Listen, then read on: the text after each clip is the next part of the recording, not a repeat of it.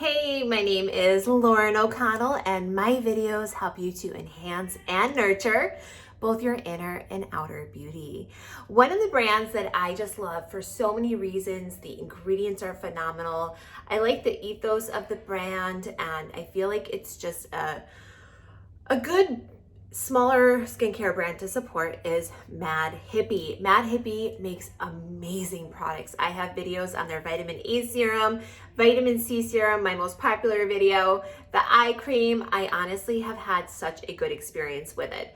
For a while, I was using this one. This is the Mad Hippie Triple C Night Cream, and I was really excited to try it out. At first, I have to tell you, I loved it, and I loved how my skin was looking. This is packed with skin brightening ingredients, lots of vitamin C's and vitamin C derivatives, and wow, I really did notice a difference. However, since I started using this, I think my body chemistry, I'm getting drier.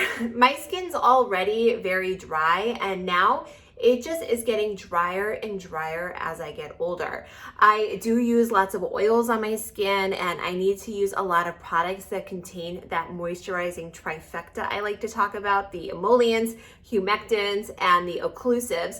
And I realized after going through about 2 of these that when I would wake up in the morning, my skin almost felt like sandpaper or just a cracker. It could just crack in half. It was so dry. And I realized that although I love the ingredients in this product, it's just not suitable for my incredibly dry skin.